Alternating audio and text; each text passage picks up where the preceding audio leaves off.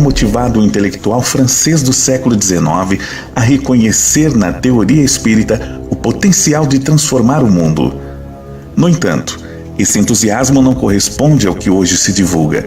Sejam opositores ou simpatizantes, adeptos ou divulgadores, todos desconhecem o verdadeiro espiritismo. A revolução espírita está esquecida.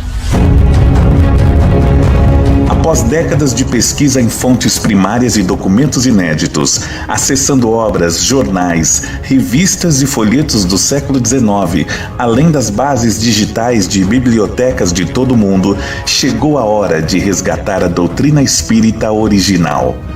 Com a capacidade de superar as enfermidades morais, atualíssimo e liberal, o Espiritismo, tal como foi proposto por Allan Kardec, é a solução definitiva para a crise moral da humanidade. Adquira o livro Revolução Espírita, a Teoria Esquecida de Allan Kardec, do comunicador Paulo Henrique de Figueiredo, em mundomaior.com.br ou pelo telefone Operadora 11 4966 5775.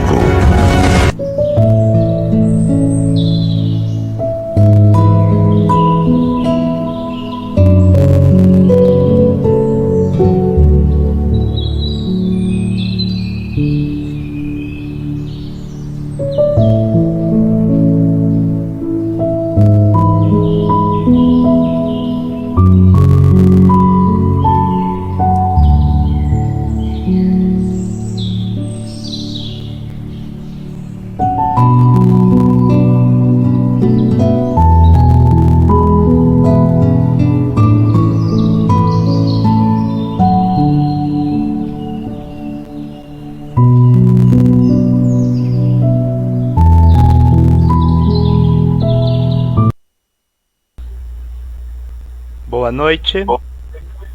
Ô, Rolim, boa noite, meu amigo. Noite, como é que você tá?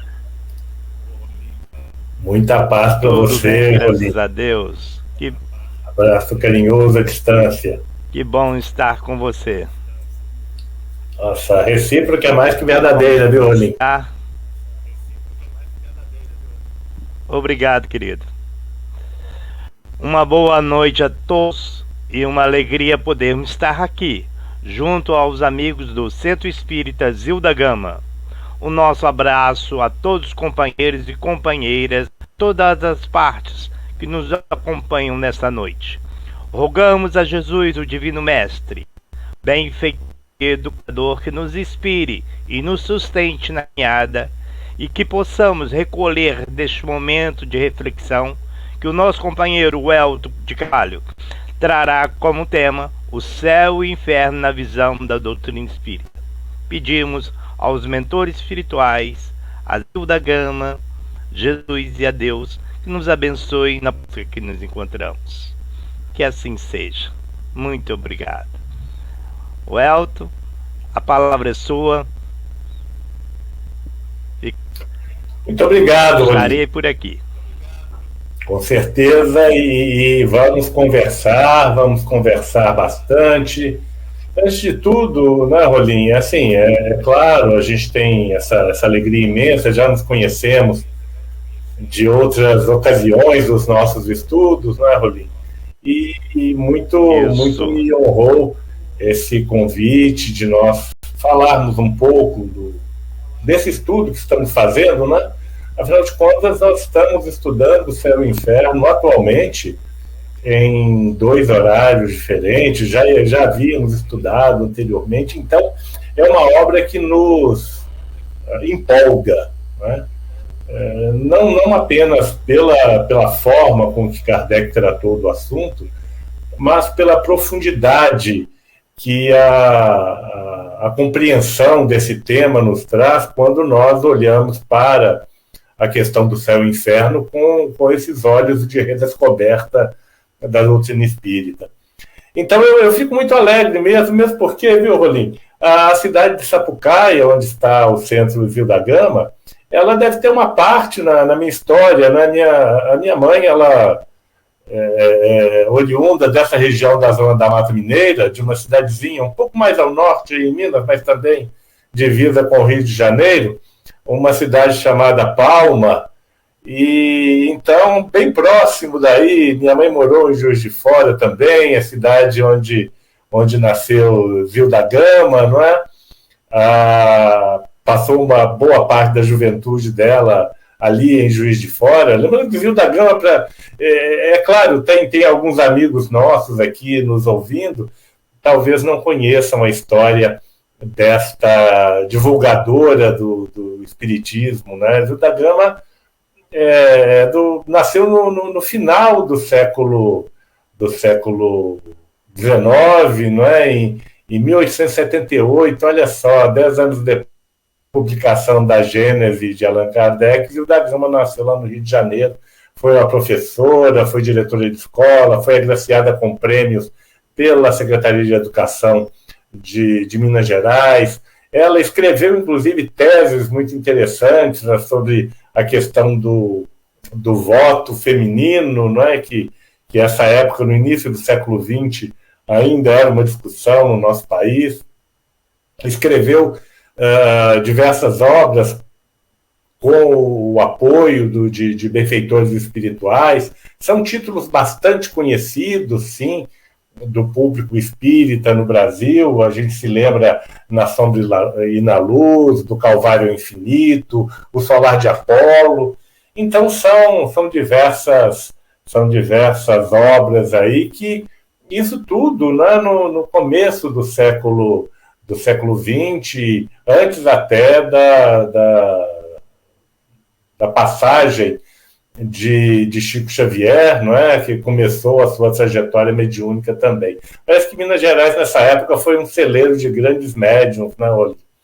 Mas aqui, só para o pessoal conhecer mesmo quem foi Zil da Gama, aqueles que não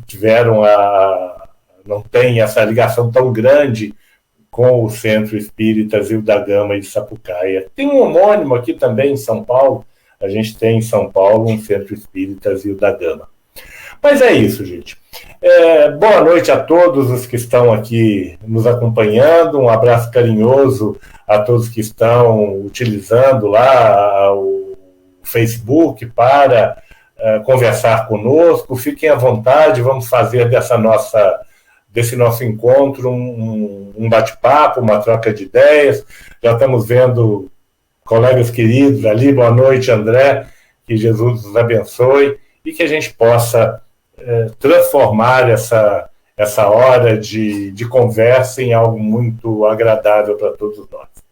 Pois bem, ao falarmos sobre céu e inferno, né, e nós pretendemos, claro, trazer aí uma visão sucinta, claro, resumida, mas destacando pontos extremamente importantes desta obra de Allan Kardec, publicada originalmente em 1865, e que Kardec se debruçou sobre esse assunto não apenas para trazer uma comparação ou falar da questão da alma após a morte, mas trazer uma visão da existência espiritual sob o ponto de vista moral. É muito importante nós destacarmos isso, porque a vida na espiritualidade é a vida moral, não é?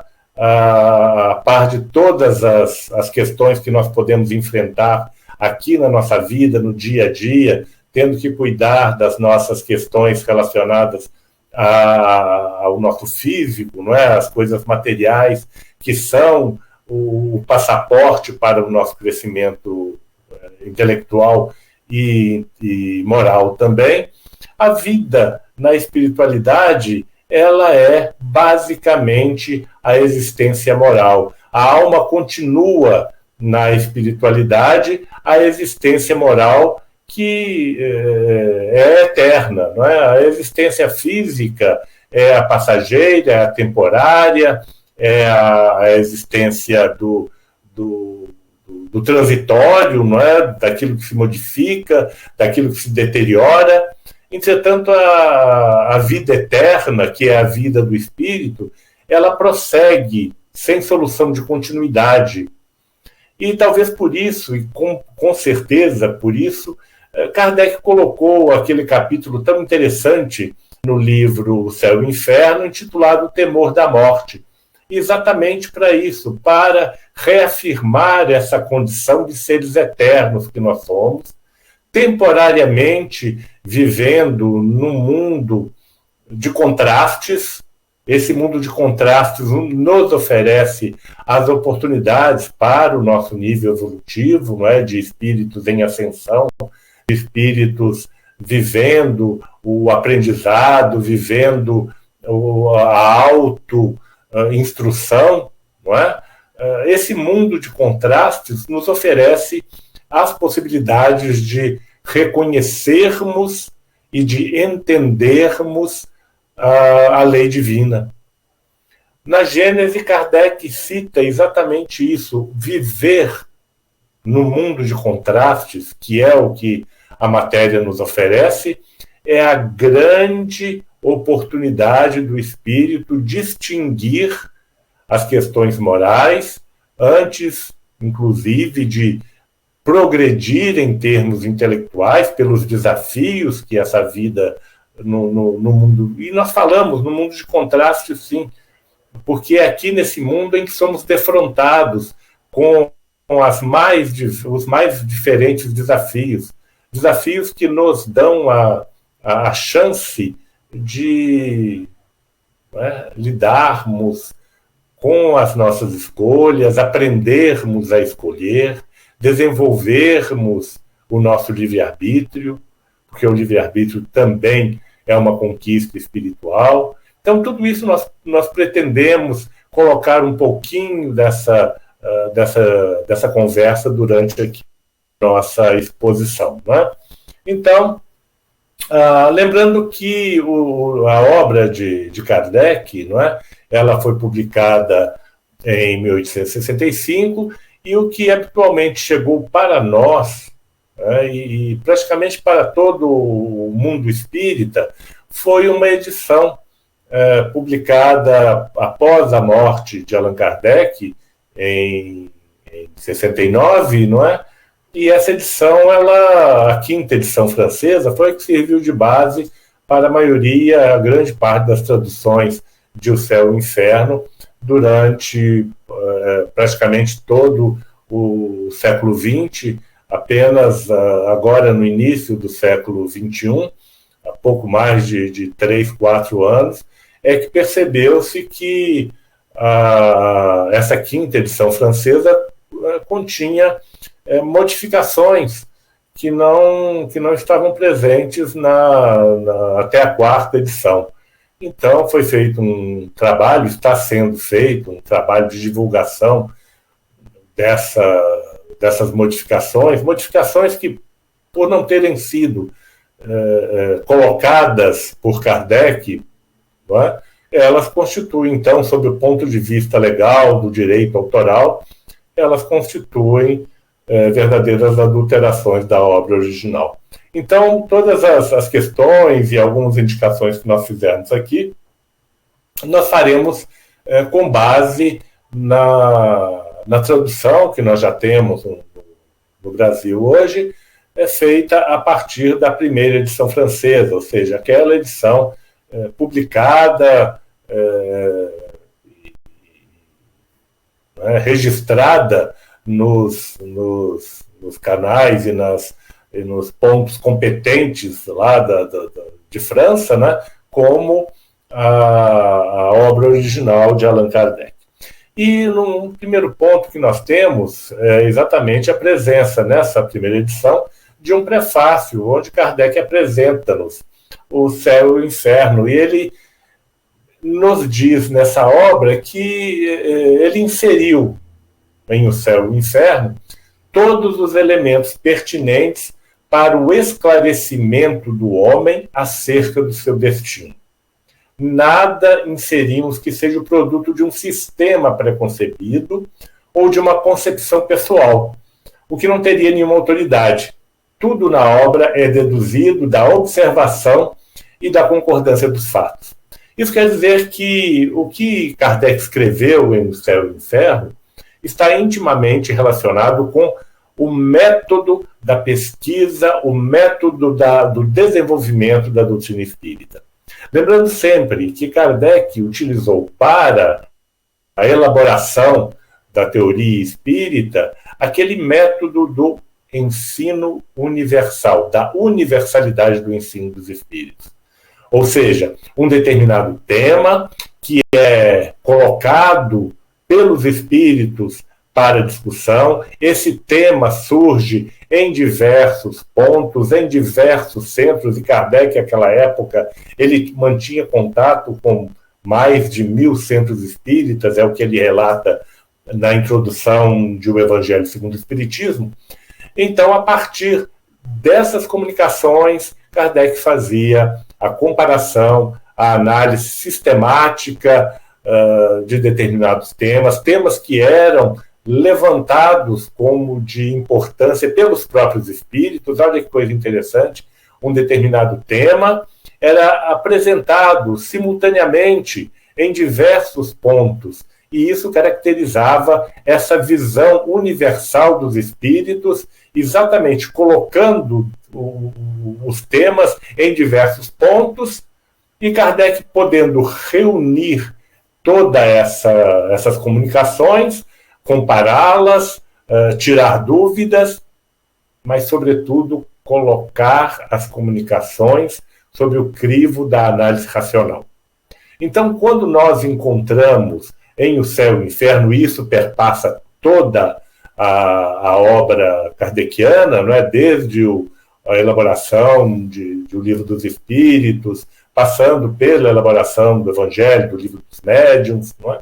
Mas no Céu e no Inferno, Kardec fez uma abordagem além dessa situação. Ele pegou diversas comunicações, dentre a enormidade de comunicações que serviram de base para que ele desenvolvesse o seu trabalho de elaboração da teoria moral, que está contida em O Céu e o Inferno, e ele colocou exemplos, ele pinçou daquele grupo de comunicações uma série de comunicações relevantes representando o estado da alma ou o estado do espírito na vida eterna, e colocou ali na segunda parte de O Céu e o Inferno.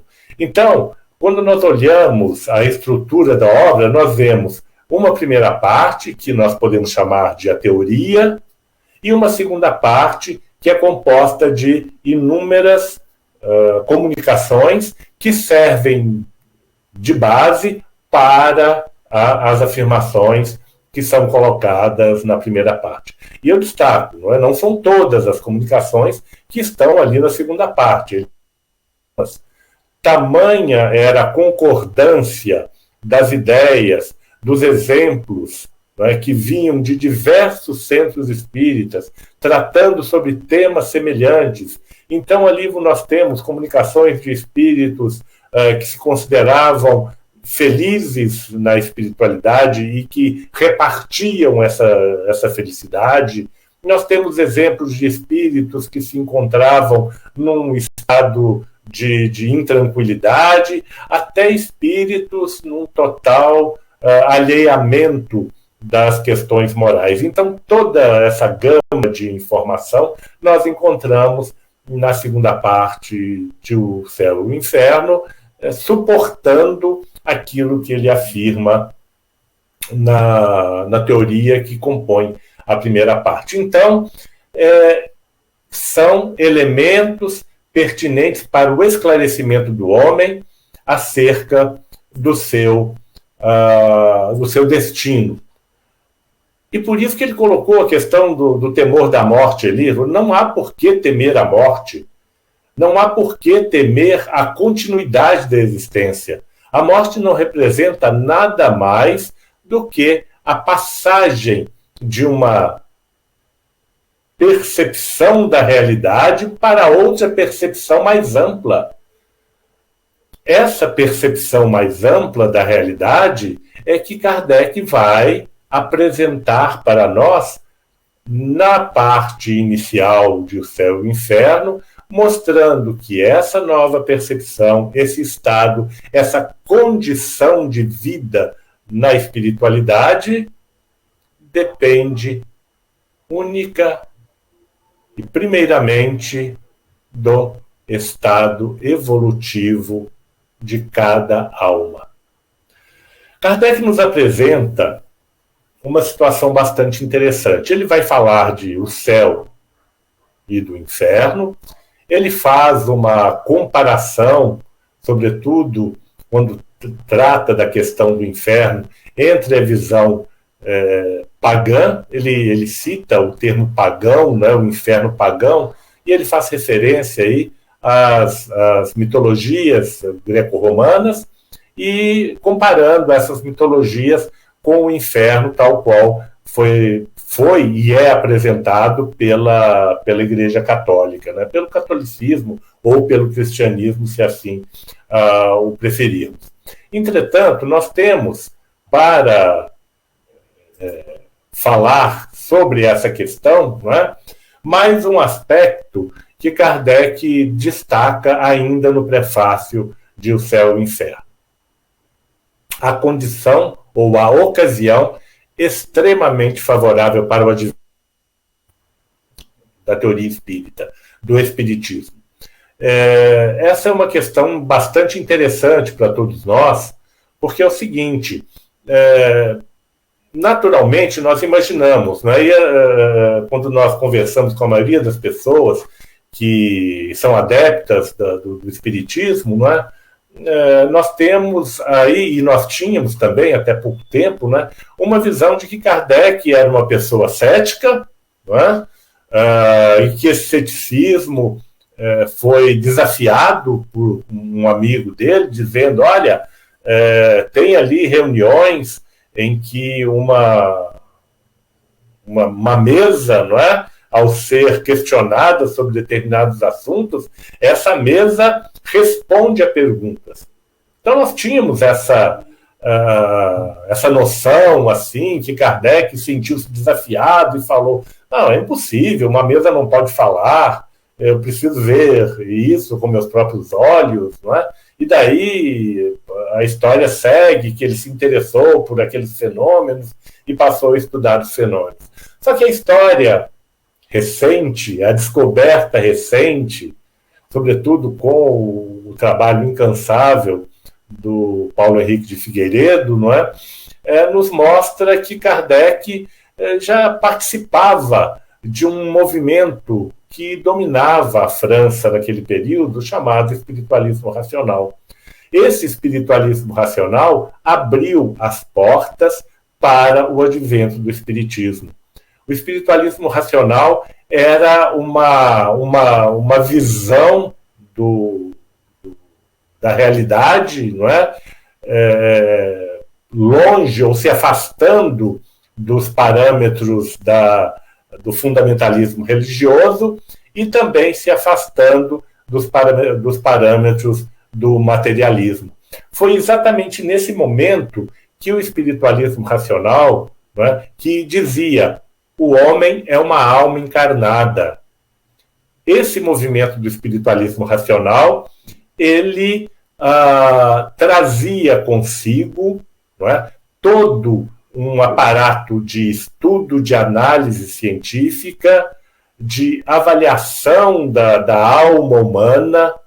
Não é? O espiritualista racional preocupava-se com a alma humana. Olha, eles afirmavam que o homem é uma alma encarnada, e nós vamos encontrar na doutrina espírita a afirmação de que o homem é um espírito que está encarnado, não é? O Então, nós vemos esse movimento do espiritualismo racional. É claro que existem inúmeros estudos maravilhosos sobre isso, obras que foram resgatadas, e obras do Paulo Henrique de Figueiredo, nós temos o desmembramento disso.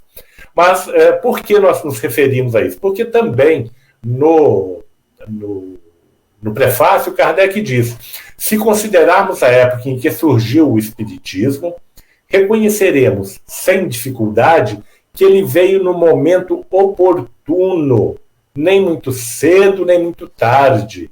Mais cedo teria malogrado, uma vez que, não sendo tão numerosas as simpatias, ele teria sucumbido aos ataques de seus adversários.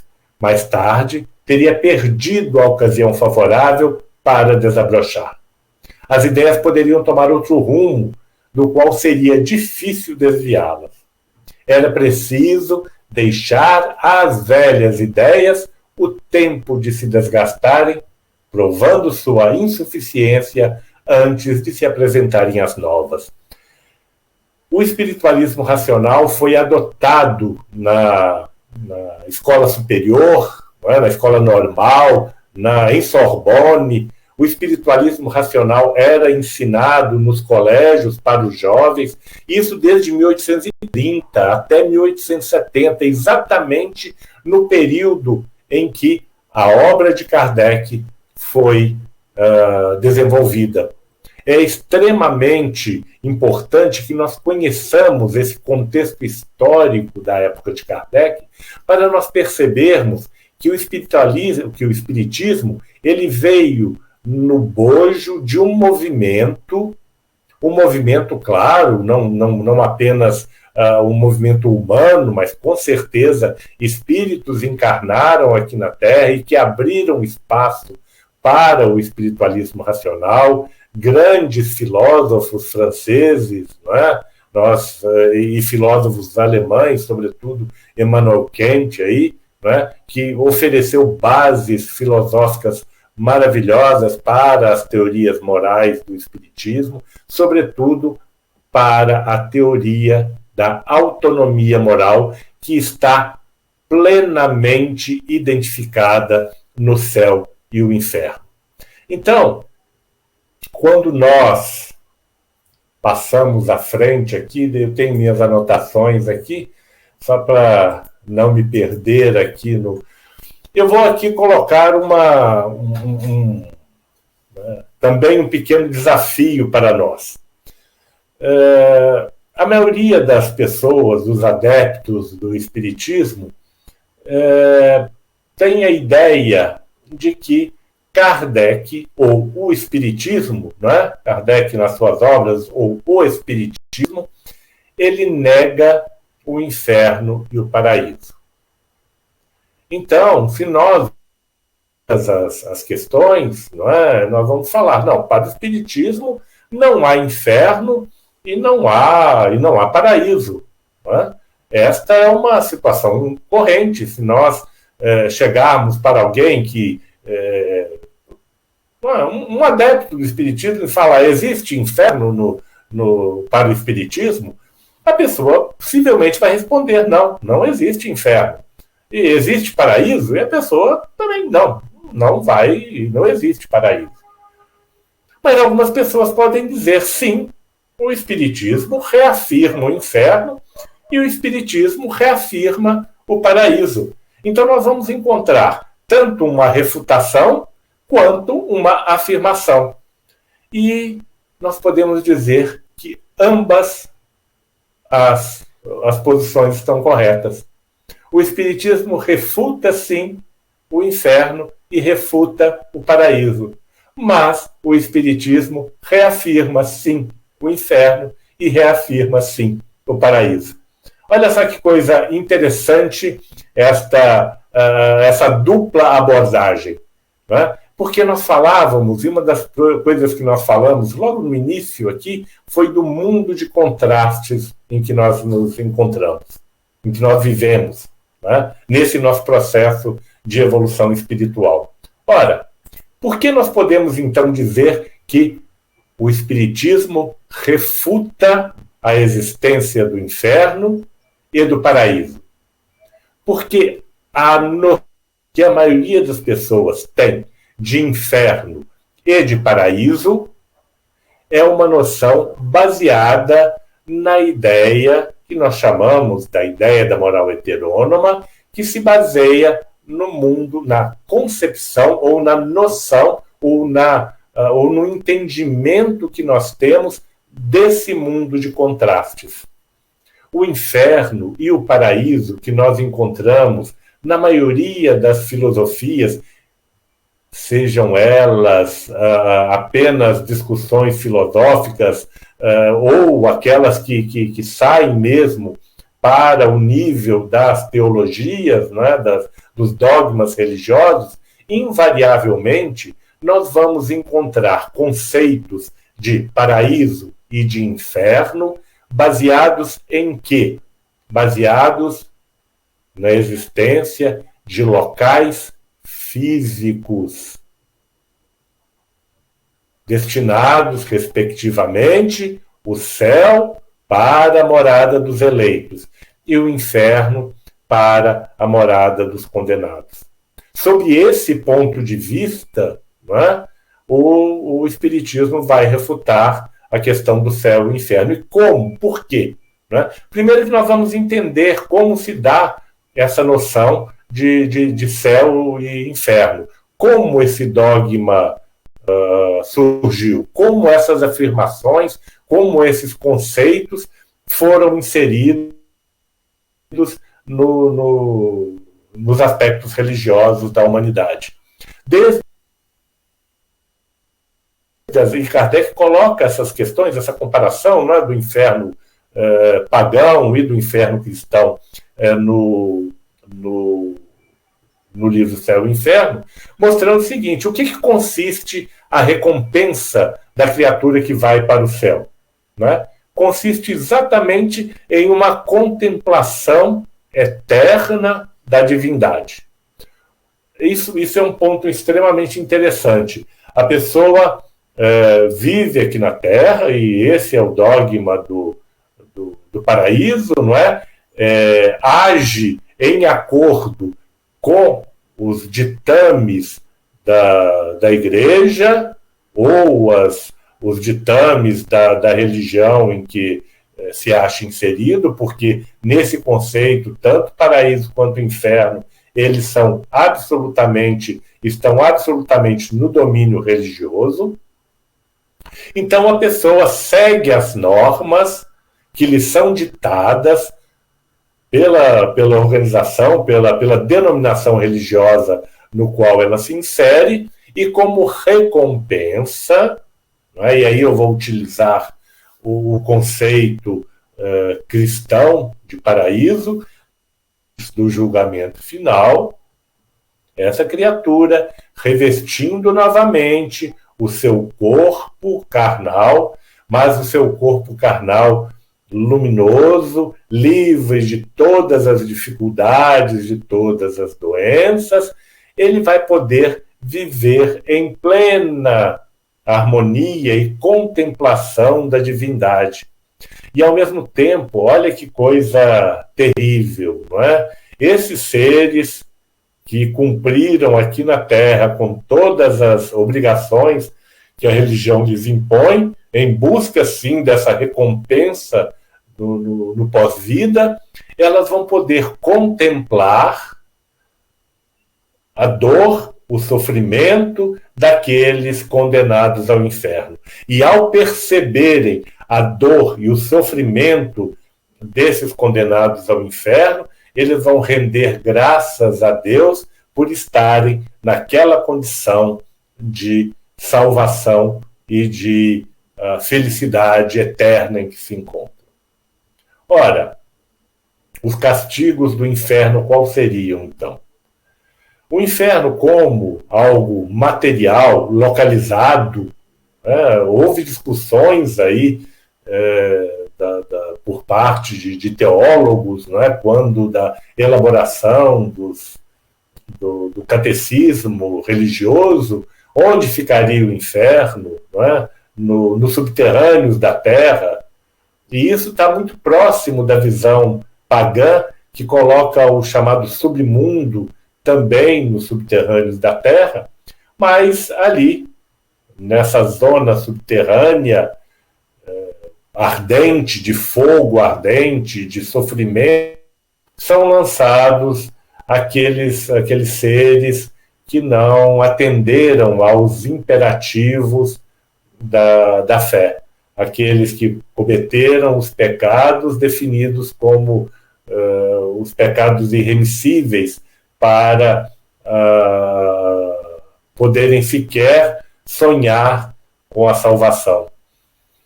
Esses seres estão ali sofrendo um sofrimento físico, e esta é uma questão extremamente importante. Eles estão ali no inferno, foram condenados ao inferno para sofrerem eternamente, infinitamente, na mais profunda fímbria do seu ser, porque o fogo que ele queima é um fogo que, ao mesmo tempo, queima a carne, queima os tecidos do corpo, mas, ao mesmo tempo, os conserva, para que essa dor seja tão eterna quanto o castigo que é imposto a essas criaturas. Além desse sofrimento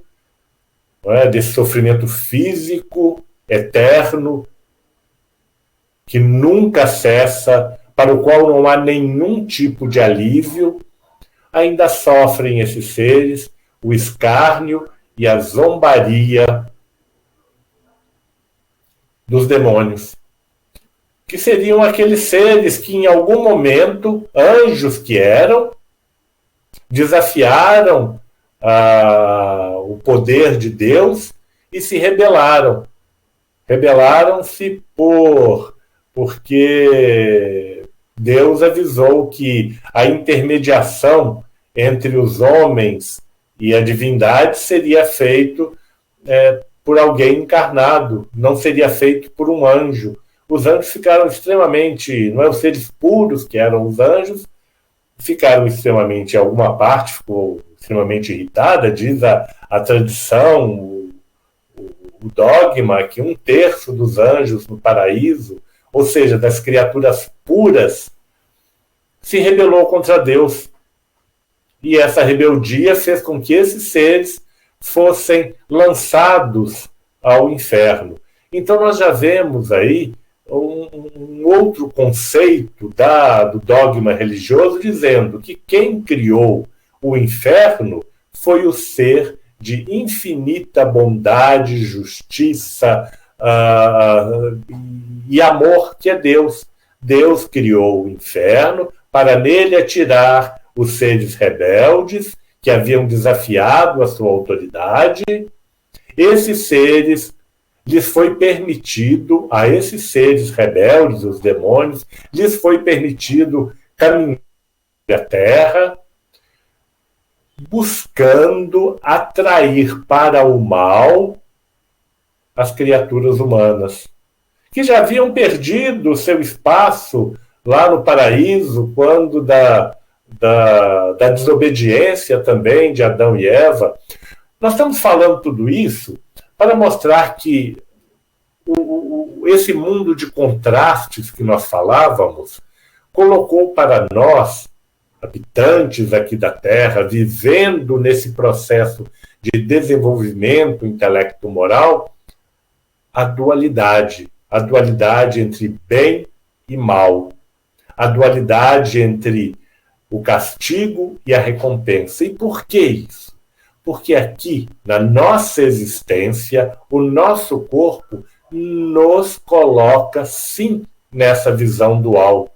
Nós sentimos prazer, e o prazer nos faz buscar, nos faz movimentar determinadas coisas, e nós sentimos a dor, e a dor faz com que a nossa ação reflua, o medo paralisa, o medo controla.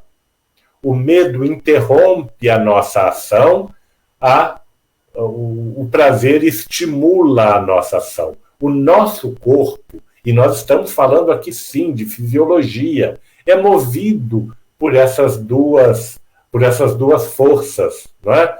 O medo que nos protege e, portanto, faz com que nós paralisemos determinada ação, e a busca do prazer que nos faz buscar a satisfação. E é exatamente isso que consiste essa visão dual que nos é oferecida de céu e inferno.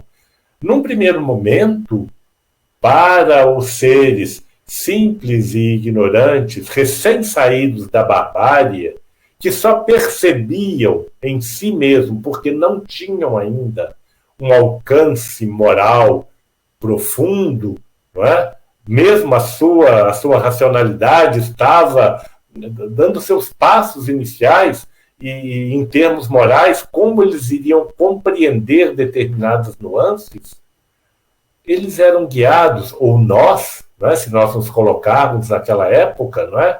Na saída da selvageria para a civilização, 5, 6 mil anos antes de Cristo, nós vivíamos sob o império dos sentidos mesmo, não é? Dessa coisa do aquilo que é bom para meu ser fisiológico, não é? É o que eu chamo de bem, e aquilo que é negativo, que é desagradável, eu chamo de mal. Então nós criamos essa visão, nós nos habituamos a essa visão dual do mundo. E para todas as coisas, inclusive para as questões que nos foram sendo apresentadas no campo religioso, a visão da dualidade permaneceu. O céu e o inferno. A recompensa para os bons, o castigo para os maus. E o mundo, ainda hoje, nós encontramos pessoas dividindo o nosso mundo exatamente sobre esse aspecto dual. Os bons, geralmente os bons somos nós, não é? E os maus, geralmente os maus são os outros, aqueles que pensam diferente, aqueles que agem diferente, aqueles que não têm que não estão no mesmo grupo, ou que direcionados pelos mesmos valores que eu. Então nós temos essa visão dual muito presa na nossa cultura. E nós crescemos dentro dessa visão dual. E nós crescemos dentro desse processo que nós chamamos de heteronomia. As nossas atitudes, na maior parte das vezes, elas são guiadas por essa percepção ou por esse entendimento de que o universo todo é uma dualidade. Ora, o Espiritismo veio trazer exatamente um outro conceito, e é por isso que quando nós vimos aí no início da nossa live, né, o chamado para a obra Revolução Espírita, do Paulo Henrique Figueiredo, essa visão de unicidade do universo. Isso se baseia, sim, naquilo que nós encontramos em todos os pontos da doutrina espírita, partindo da primeira questão do livro dos Espíritos, né? E nas seguintes, os atributos de Deus. Deus é infinitamente justo e bom. Deus é onipotente, ou seja, toda a força do universo está presente em Deus. Deus é a fonte de todo o bem. Toda a criação de Deus, portanto, reflete o bem. O ser de infinita bondade, de infinita sabedoria, misericórdia e justiça, não poderia ter sequer um único ponto, um único aspecto que não fosse o bem, que não fosse o bem eterno e infinito em toda a sua grandiosidade. E é por isso que nós temos que, olhando para a doutrina espírita, que chegou no momento adequado para nós compreendermos essa noção de bem como a única força moral do universo. Ah, mas existe o mal. Nós vemos o mal por toda parte. Nós olhamos o mal aqui no nosso mundo. E eu volto a dizer, nós vivemos num mundo de contrastes. Aqui, no mundo de contrastes, isso que nós chamamos mal, nada mais é do que uma situação passageira, oriunda do desconhecimento das criaturas dessa regra da unicidade. O universo tem a lei da unicidade e toda a diversidade possível nas experiências que cada um de nós desenvolve na sua existência eterna para alcançar a compreensão dessa unicidade universal.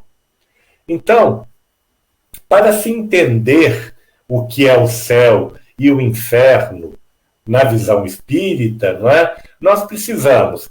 Vamos lidar rapidamente aqui com a questão da lei do progresso. Para a gente entender o que é o paraíso, nós vamos precisar recorrer à lei do progresso.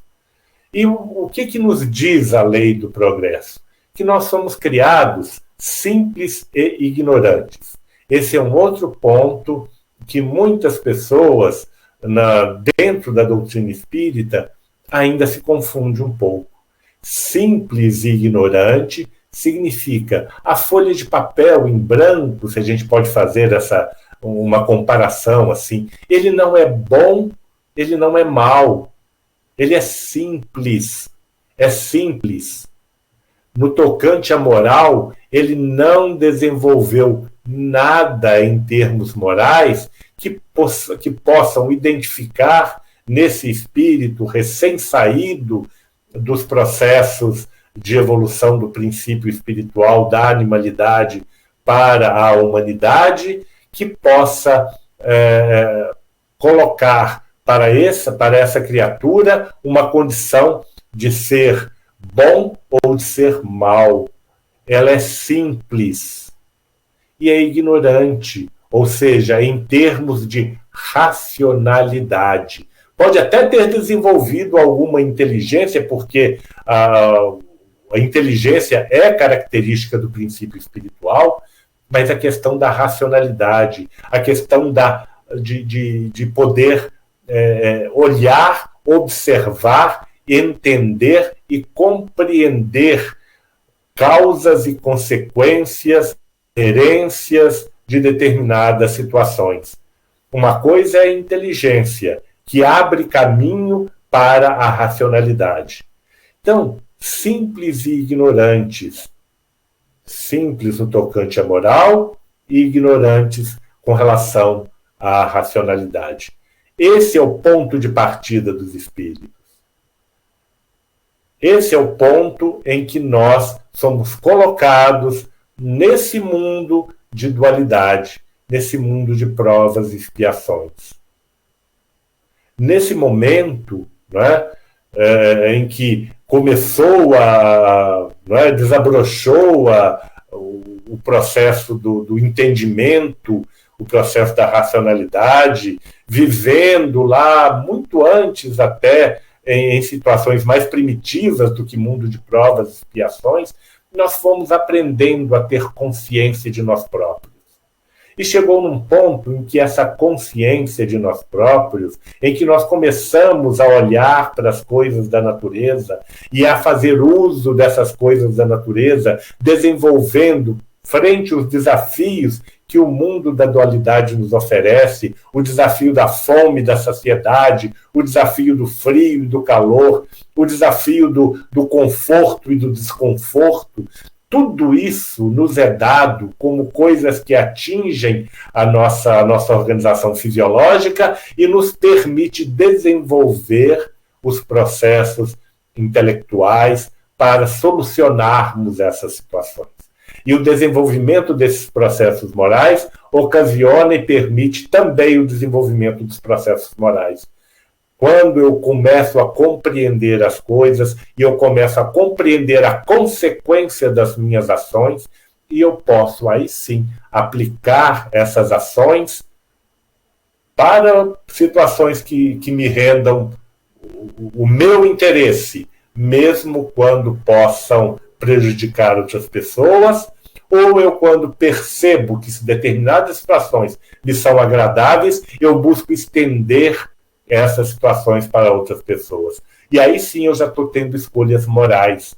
Quando eu opto apenas pelo meu interesse em detrimento do interesse do meu semelhante, eu estou me cristalizando nos processos do egoísmo e do orgulho. Quanto mais eu repito essas ações, mais esse hábito se arraiga em mim. Qual hábito? O hábito de tratar apenas dos meus próprios interesses. A partir desse momento, eu começo a cultivar o quê? Imperfeições. Por isso que nós falamos que muitas pessoas, dentro mesmo do espiritismo, falam que o espírito, na sua origem, ele é imperfeito. Não, o espírito é imperfeito na sua origem. Ele é simples e ignorante. A imperfeição advém de escolhas que ele faz racionalmente. Ele entende que ele está escolhendo aquilo para o seu próprio interesse em detrimento do seu semelhante.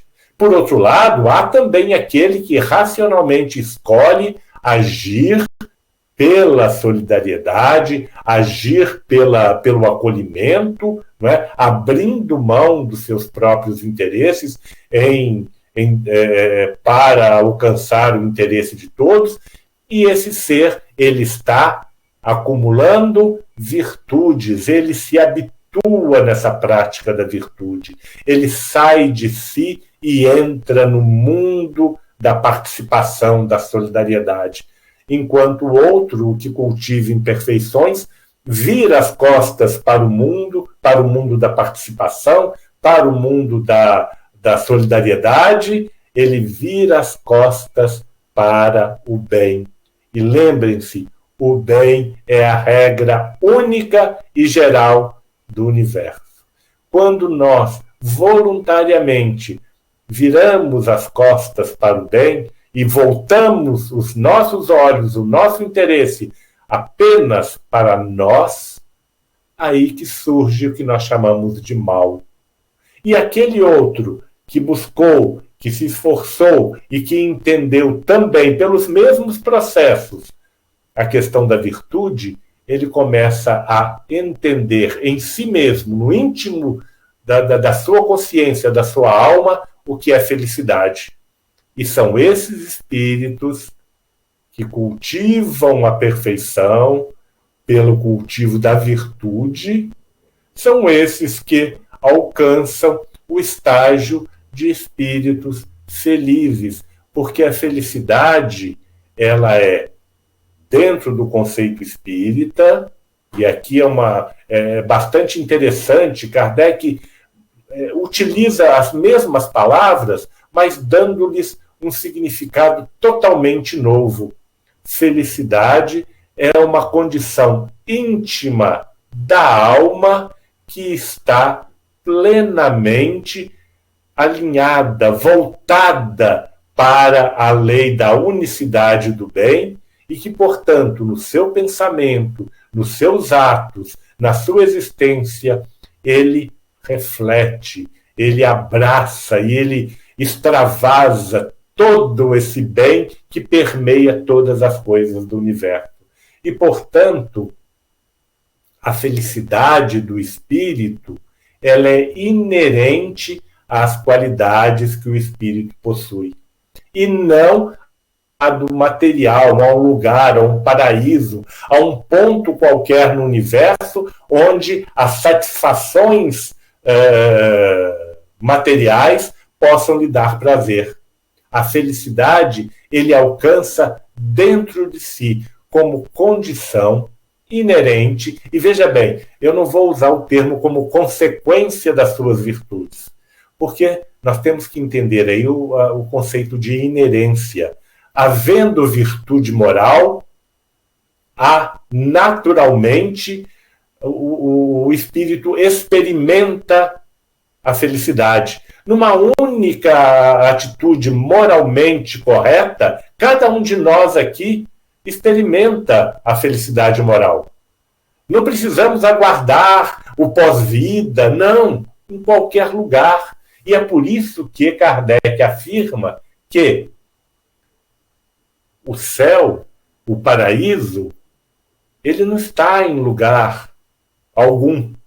Ele está onde houver um espírito carregado de virtudes, refletindo pelo seu pensamento a beleza de Deus, o bem, não é? Agindo de acordo com a vontade de Deus. E agir de acordo com a vontade de Deus não é abaixar a cabeça e falar, não, Deus quer assim, não. Agir de acordo com a vontade de Deus, eu saber, eu conhecer, eu escolher agir daquela forma por um dever de consciência, porque eu sei que é correto, porque eu sei que é justo. Eu abrir mão do meu interesse. Isto é o que nós chamamos de livre-arbítrio. Livre-arbítrio é escolher sem pressões externas e muito menos sem pressões dos nossos próprios interesses. Nós vamos encontrar, então, né, o mesmo significado, né, para o inferno. Ora, se o paraíso ele é encontrado na condição do espírito que alcançou esse estágio de desenvolvimento, de crescimento intelecto-moral, e que na mais ampla da sua existência expande a sua ação por todo o universo, não é? Ele se abre para o bem que existe no universo. Pois bem, quando nós encontramos o conceito de inferno, e é um conceito que Kardec trata de uma forma muito interessante aqui, tem mais um ponto que a gente precisa e deve saltar, o conceito de castigo. Na nossa visão habitual de inferno, o inferno é um lugar onde o ser vai ser castigado pela eternidade, para sempre. Aquela criatura, isso de acordo com o dogma, seja o dogma cristão, seja o mito da religião greco-romana, caiu no inferno, é para a eternidade. Não há salvação, não há remissão. O ser, a criatura condenada ao inferno, ela vai sofrer eternamente, vai sofrer assim de uma forma indescritível, porque ela não tem salvação. E nós nos perguntamos, para que serve esse castigo? Olha só, o Deus de infinita bondade que as religiões nos oferecem, né? E nesse caso, os gregos e romanos eram mais coerentes, porque os deuses que eles nos apresentavam eram deuses, sim, extremamente poderosos, mas eram deuses volúveis. Eles tinham as mesmas características morais que as próprias criaturas humanas. Eles se irritavam, eles ficavam com raiva, eles decidiam as coisas sem pensar, às vezes, eram lascivos, muitas vezes. Agora, o Deus que nos apresenta a Igreja é um Deus de bondade, é um Deus de misericórdia, e esse Deus de misericórdia vai colocar uma criatura para receber um castigo pela eternidade. A questão não é nem o castigo, a questão é pela eternidade. Para que Deus vai fazer isso? Colocar a criatura ali para sofrer eternamente, simplesmente para dizer, eu sou todo poderoso, eu estou retaliando essa criatura? Que dissessem que Deus faça alguma coisa, provoca um sofrimento e deu a oportunidade dessa criatura melhorar-se, faria até mais sentido. Mas não faz sentido algum Deus colocar o ser para sofrer eternamente. Só tem um motivo que a religião coloca isso. É que a ideia de que vai haver um sofrimento eterno, moral, doloroso, irreparável, inextinguível, amedronta as criaturas e as torna o quê? Submissas. Nós não vivemos mais no mundo de submissão. E nós vamos encontrar aqui no céu e inferno a ressignificação do castigo. Mas o Espiritismo não fala de castigo. Ora, Kardec utiliza o termo castigo a mãos cheias no Evangelho segundo o Espiritismo. Aqui no céu e inferno também ele utiliza. Mas ele quer falar não desse castigo, que Deus olha para a criatura e fala: eu vou te provocar dor aí, né? Como se fosse um ser humano falando, né? Olha, eu vou te fazer isso para você aprender, né? Vou te castigar para você aprender. Muitas vezes nós vemos as pessoas assim no dia a dia: eu agredi fulano para ele aprender a não fazer mais aquelas coisas. E nós trazemos esse conceito de castigo do mundo da dualidade e inserimos isso no conceito divino, e muitas vezes entendemos o conceito de castigo que é colocado no Espiritismo com essa mesma visão de uma coisa infligida apenas para provocar dor e para fazer com que a pessoa aprenda. Deus não castiga para que nós aprendamos, porque o castigo com o objetivo de que a pessoa aprenda é puramente a noção heterônoma, a noção da dualidade. Você vai aprender com a dor. Quantas vezes nós ouvimos isso no grupo espírita? Às vezes as pessoas vêm para cá, ou elas vêm pelo amor ou vêm pela dor.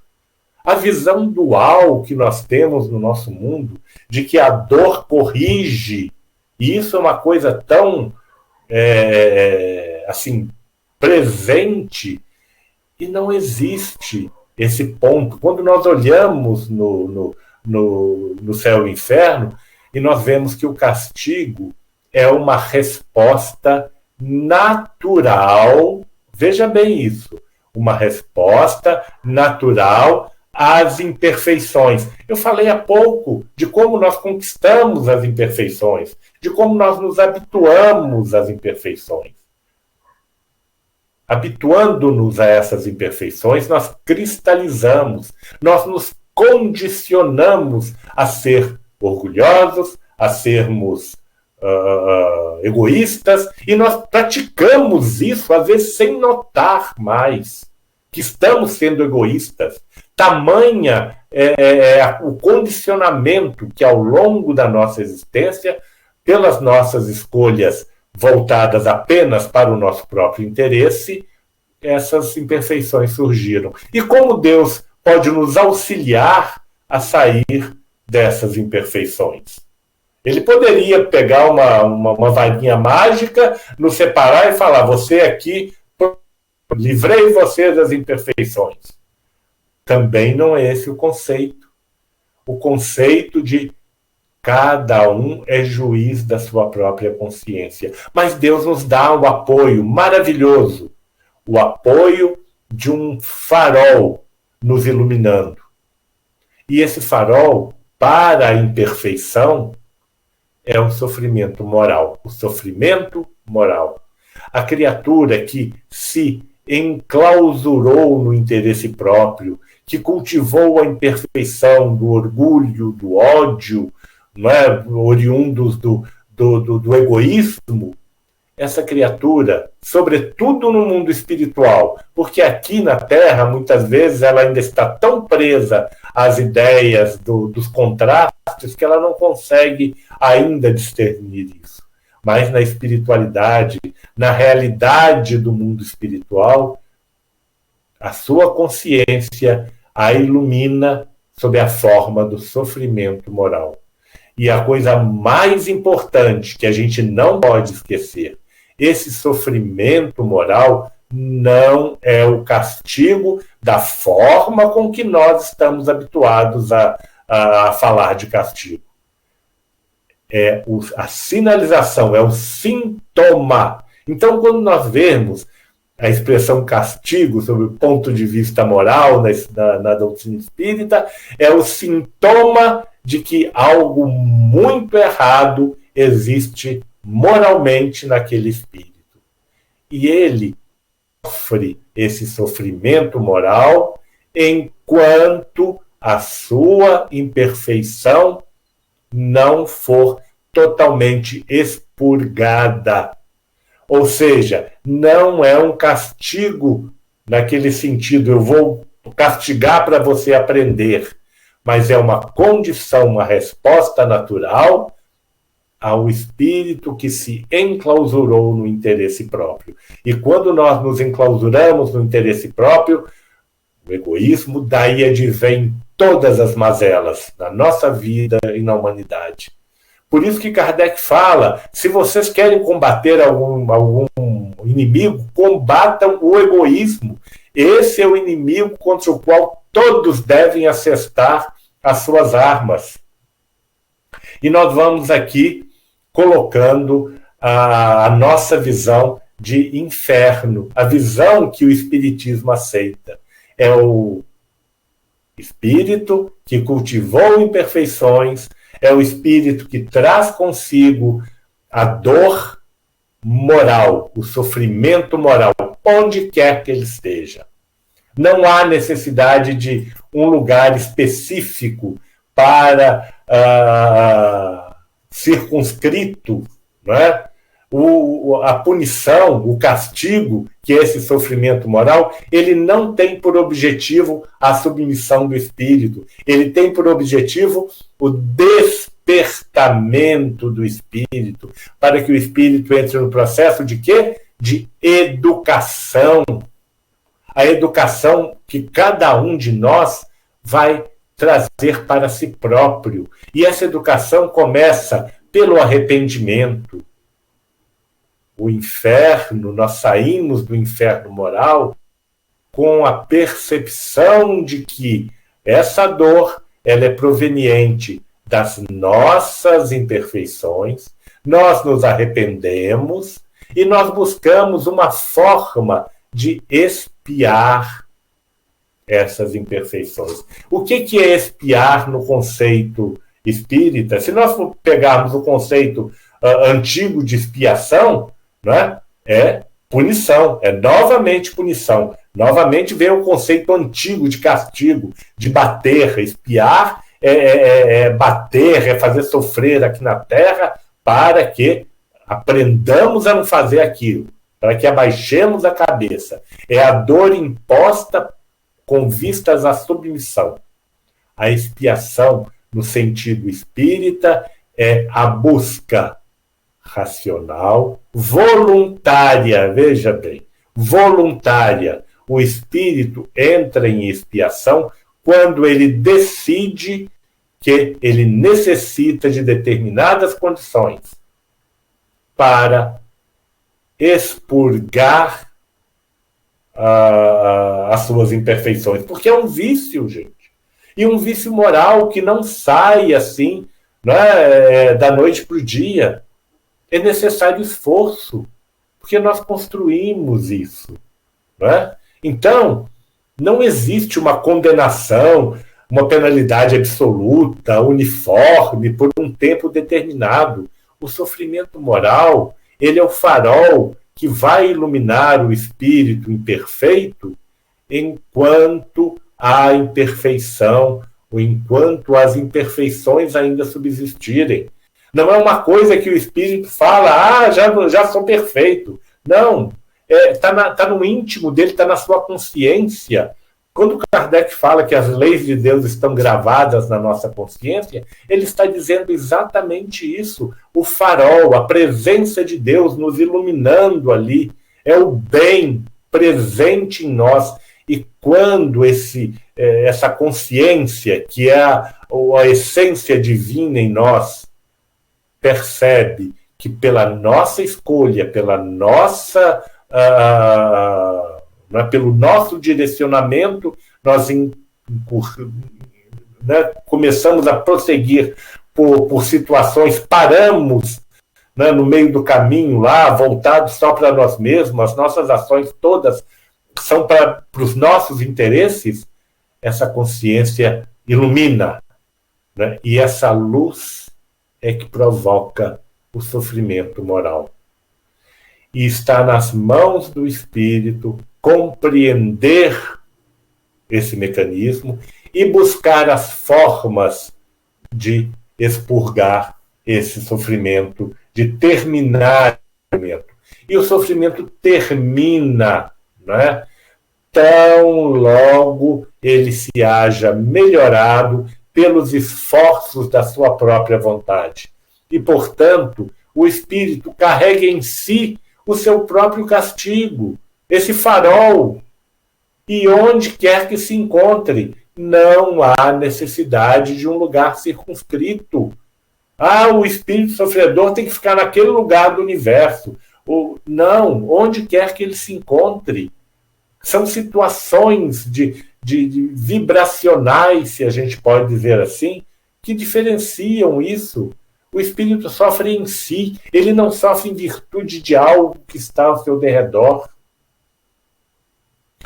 E olha o que Kardec escreve: se considerarmos quão grande é o sofrimento de certos espíritos culpados no mundo espiritual, poder-se-ia dizer que, à vista deles, encontram-se no inferno, e se esse termo não implicasse a ideia de um castigo eterno e material. E, portanto, Kardec ressignificou o paraíso como estado de alma que cultivou virtudes, que se desenvolveu racionalmente, intelectualmente, moralmente, e passou a refletir a beleza do universo, a interagir no universo como participante dessa grande fonte do bem que é Deus, não é? Nós temos também o espírito enclausurado no seu próprio interesse, sofrendo moralmente porque ele se distanciou do bem. Esse distanciamento, esse isolamento do bem, a nossa consciência ilumina e faz com que o espírito que cultivou imperfeições sofra. E Kardec, então, ressignifica agora sim mais um outro termo, que é o termo purgatório. E ele pergunta: se a Igreja achou por bem criar o conceito de purgatório, porque percebeu que a coisa não é só assim, ou vai para o céu ou vai para o inferno, tem aí um limite, uma zona cinzenta, vamos dizer assim, né? E ela decidiu criar o conceito de purgatório, onde as almas ficariam aguardando que pelas orações os santos viessem interceder e essas almas pudessem, aí sim, pela intercessão dos santos, receberem a graça, não é? A remissão dos pecados, desde que não fossem pecados tamanhos que os levassem para ou sem possibilidade de remissão, essas almas iriam para o paraíso. E Kardec, não fala: se existe um conceito que nós podemos trazer para o Espiritismo, esse conceito é o do purgatório. E ele diz: mas agora, diferente da religião que coloca o purgatório como uma coisa incerta, não sabe onde fica, o Espiritismo diz: o purgatório é a terra. O purgatório não é mais uma ideia vaga e incerta. É uma realidade material que vemos, tocamos e sofremos. Ele está nos mundos de expiação, e a Terra é um desses mundos. Então, o purgatório não é um local onde o espírito vai para sofrer e aguardar a intercessão dos santos, mas é um lugar onde ele vai aprender, onde ele vai se exercitar, onde ele vai colocar-se sob a condição de expiação para, por meio dos seus esforços, por meio da sua vontade direcionada, não é?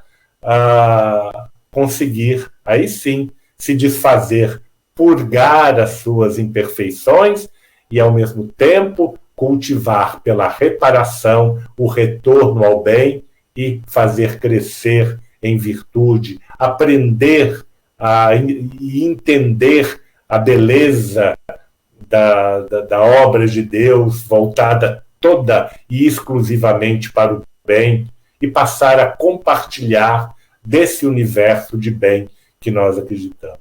Então, para nós encerrarmos aqui, como se via, não é, no mundo material, de um lado, uma luta incessante entre o bem e o mal, triunfando o mal, com frequência sobre aquele, e como, por outro lado, não se podia racionalmente admitir que o mal fosse obra de um poder benfazejo, concluiu-se daí existirem dois poderes rivais governando o mundo. É Kardec explicando como surgiu essa ideia de bem e mal, das forças do mal lutando contra as forças do bem. Porque nós vivíamos nesse mundo de contrastes e nós não tínhamos a capacidade de entender. Nasceu assim a doutrina dos dois princípios, o do bem e o do mal. Doutrina lógica para a época, porque o homem ainda era incapaz de conceber uma outra e também de penetrar a essência do Ser Supremo. Nós não compreendíamos. Como poderiam compreender que o mal é apenas um estado transitório de onde pode emergir o bem e que os males que o afligem devem conduzi-lo à felicidade, auxiliando-lhe o progresso? Isso está no Céu e o Inferno, e nós encerramos aqui agradecendo muito a boa vontade, a atenção de todos que nos deram tantas mensagens de agradecimento. Nós é que nos sentimos honrados de terem ouvido essa nossa colocação, disso que nós encontramos de forma tão bela no Céu e o Inferno, a justiça divina segundo o Espiritismo. Obrigado, Elton, pelo carinho, pela atenção que nos deu ao convite. Tá? Isso é importante, né? Trazer esses conceitos para que a gente possa melhor entender essa esclarecedora da doutrina espírita. Assim, convido a todos a fechar os olhos, abrir o coração em direção ao Cristo. Senhor, humildemente agradecemos os momentos que aqui passamos. Que essas energias que aqui se fizeram possam chegar a todos os corações chorosos, tristes, amargurados, soerguendo suas vontades para o bem.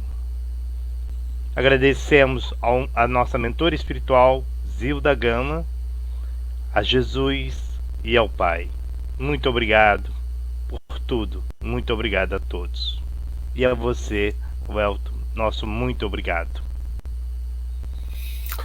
E convido, né? Vamos estudar o Céu e o Inferno, porque uma hora para nós falarmos de uma obra que vários anos são pouco para que a gente entenda o que Kardec nos trouxe aqui. Um beijo carinhoso a todos. Rolim, um abraço muito apertado. Que Jesus abençoe. Obrigado, Zilda Gama, por essa instituição tão bonita que leva o seu nome. Obrigado, Elton. Um abraço.